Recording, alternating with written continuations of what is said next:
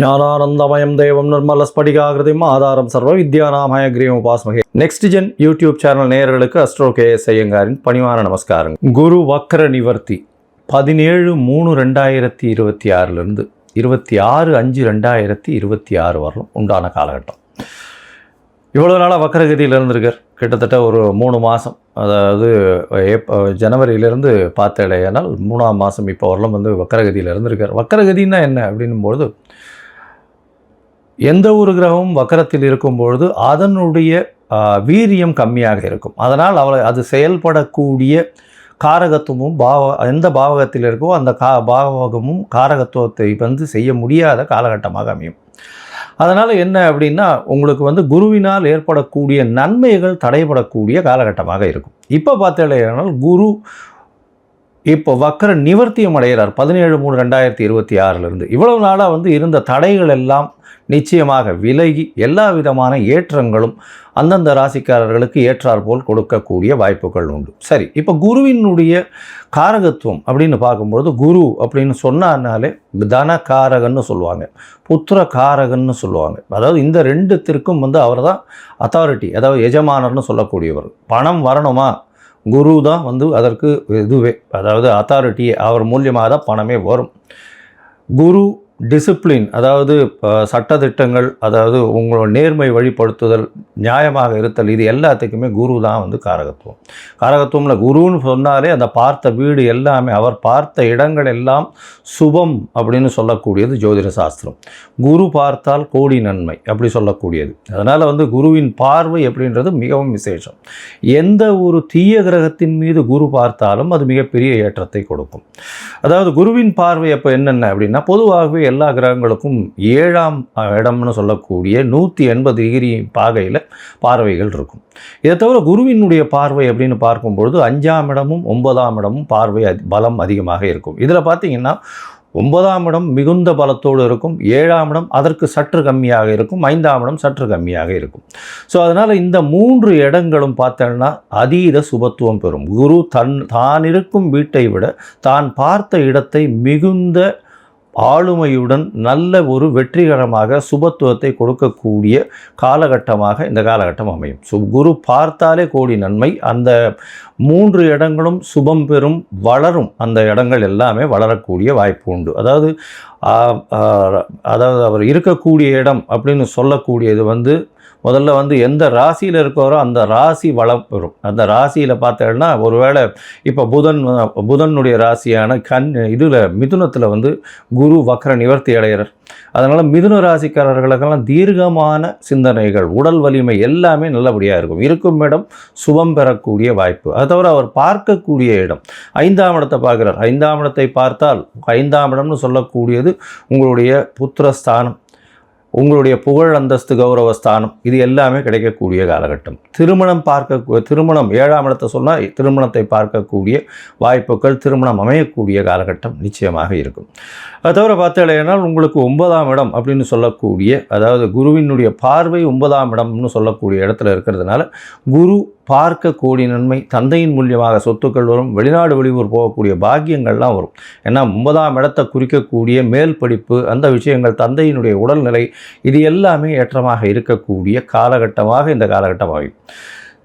அதனால் குரு உங்களுக்கு எந்தெந்த இடத்துல இருக்கார் அப்படின்றத பொறுத்து, அவருடைய பார்வை எந்தெந்த இடத்துல விழறதுன்றதை பொறுத்து உங்களுடைய ஏற்றங்களும் இறக்கங்களும் இருக்கக்கூடும் அப்படின்றது தான் இந்த பொதுவான விஷயம். இப்போ இது கோச்சாரத்தில் பிரகாரம், அதாவது இந்த காலகட்டத்தின் கோல்சார பிரகாரம் அமையக்கூடிய விஷயம். உங்களுடைய தசாபுக்தியினுடைய அடிப்படையில் தான் இதனுடைய மாறுதல்கள் தெரியும்.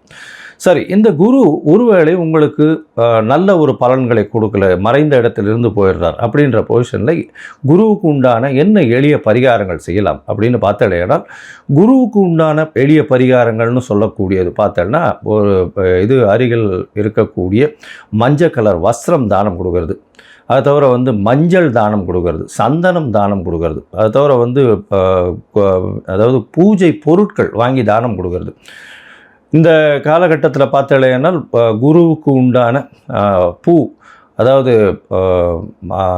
முல்லைப்பூ குருவுக்கு உண்டானது, அது வாங்கி கொடுக்கறது, அதாவது அருகில் இருக்கக்கூடிய தட்சிணாமூர்த்தி சன்னதியில் வாங்கி சாத்தக்கூடியது. குருவுக்கு உண்டானது எலுமிச்சம்பழம், அது கொடுக்கலாம். அது தவிர வந்து இனிப்பின் சுவை அப்படின்னு சொல்லக்கூடியது சக்கரை பொங்கல் வாங்கி இது பண்ணலாம், நெய்வேத்தியம் பண்ணி எல்லாருக்கும் கொடுக்கலாம். அது தவிர வந்து இந்த பாதாம் பிஸ்தா இந்த மாதிரியான ட்ரை ஃப்ரூட்ஸ் வாங்கி கொடுக்கக்கூடியது. கொழுப்பு சத்துன்னு சொல்லக்கூடிய நெய் போன்ற விளக்குகள் ஏற்றுவது மிகப்பெரிய ஏற்றம். சரி, இதெல்லாம் பண்ண முடியல, இது தவிர வேறு என்ன பண்ணலாம் அப்படின்னு பார்த்தேன்னா, குரு பிரம்மா குரு விஷ்ணு குரு தேவோ மகேஸ்வரா குரு சாக்ஷாத் பரபிரம்மா தஸ்மை ஸ்ரீ குரவே நமஹான்னு 3 தரம் ஒரு நாளைக்கு சொல்லிட்டே வந்தேன்னா உங்களுக்கு வரக்கூடிய வந்த எல்லா பிரச்சனைகளும் விலகும். இல்லை இன்னொரு குரு காயத்ரி மந்திரம் இருக்குது. அதாவது குரு பிரம்மாய வித்மஹே, அதாவது குருவினுடைய காயத்ரி மந்திரம் அப்படின்னு சொல்லக்கூடியது ரிணிஹஸ்தாய தீமகி தன்னோ குரு பிரச்சோதயாத்து அப்படின்னு, குரு பிரம்மாய வித்மகி ரிணிஹஸ்தாய தீமகி தன்னோ குரு பிரச்சோதயாத்து, இல்லைன்னா ரிஷபத்வஜாய வித்மகே கிருணிஹஸ்தாய தீமகி தன்னோ குரு பிரச்சோதயாத் அப்படின்னு சொல்லக்கூடிய குரு காயத்ரி மந்திரத்தை ஒரு நாளைக்கு 3 தரம் சொல்லிட்டு வர்றது நல்ல ஒரு ஏற்றத்தை நிச்சயமாக கொடுக்கும். ஏன் குருவை வந்து ரொம்ப முக்கியமாக பார்க்குறோம் அப்படின்னா, குரு மூலியமாகத்தான் செல்வங்கள் வரும். ஏன்னா அவர் வந்து தனக்காரகன்னு சொல்லக்கூடியவர். திருமணத்திற்கு குருபலன் வந்தாச்சா அப்படின்றது தான் கேட்குறது. பெண்களுக்கு குரு பலம் வந்தாச்சா அப்படின்னு சொல்லக்கூடியது. குரு பகவான் 2ஆம் இடம், அது தவிர 7ஆம் இடத்தை பார்க்கறது, 7ஆம் இடத்துல இருக்கிறது, அதாவது 2, 4, 7 இதெல்லாம் பார்த்து இருந்தாரே ஆனால், 5ஆம் இடம் 9ஆம் இடம் 11ஆம் இடம் இதெல்லாம் இருக்குமாறே ஆனால் நிச்சயமாக அவர்களுக்கு தசாபுக்தியும் சேர்ந்து அந்த காலகட்டத்தில் வந்து வருமேயானால், சுபர்களுடைய தசாபுக்தி வருமேயானால், அது தவிர 7ஆம் ஆதிபத்திய தசாபுக்தியோ இல்லை 2ஆம் ஆதிபத்திய தசாபுக்தியோ வருமேயானால் நிச்சயமாக அந்த பெண் குழந்தைகளுக்கு திருமணமாகக்கூடிய வாய்ப்புகளும் நல்ல குடும்பம் அமையக்கூடிய காலகட்டமாகவும் இந்த காலகட்டத்தில் அமையும். சரி, இப்போது ஒரு ராசியாக மேஷம் முதல் மீனம் வரை என்னென்ன பலன்கள் இருக்குது இந்த குருவை வைத்து, குருவினுடைய பார்வை வைத்து எப்படி இருக்கும் அப்படின்றத பார்க்கலாம். இந்த குரு பகவானுக்கு உண்டான எளிய பரிகாரம் சொன்னோம். இப்போ வந்து எந்தெந்த கோவிலுக்கு போயிட்டு வரலாம்ன்றதையும் சொல்கிறேன். அது தவிர வந்து உங்களுக்கு அஸ்ட்ராலாஜிக்கல் கன்சல்ட் தேவைப்படுமே ஆனால் நீங்கள் என்னுடைய மொபைல் நம்பர் கீழே ஸ்க்ராலிங்கில் போகிறது, உங்களுடைய நீங்கள் எனக்கு ஃபோன் பண்ணுங்க, உங்களுடைய பெயர், உங்களுடைய date time place of birth, உங்களுடைய தாய் தந்தையார் பெயர் இது வரலும் நீங்கள் அனுப்பிச்சிங்களே ஆனால் உங்களுடைய இது சார்ட்டு போட்டுட்டு, அதாவது ஆஸ்ட்ராலஜிக்கல் சார்ட்டை போட்டுட்டு, ஹாரோஸ்கோப்பை போட்டுட்டு, ஜாதகத்தை போட்டுட்டு அதில் சந்தி இருக்கான்னு பார்த்து அதற்கு பிறகு உங்களோட பேசுகிறேன். அப்போ வந்து உங்களுடைய சந்தேகங்களை கேளுங்க, உங்களோட பேசுகிறேன். இதற்குண்டான கட்டணம் என்னன்றதையும் சொல்கிறேன். அந்த கட்டணத்தையும் செலுத்தி அப்பாயின்மெண்ட் வாங்கிக்கோங்க.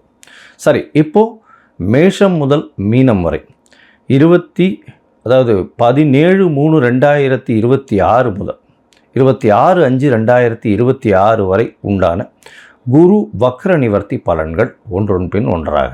சிம்மம், மகம், பூரம், உத்தரம் இந்த 3 நட்சத்திரம் 9 பாதங்களை கொண்ட ராசி.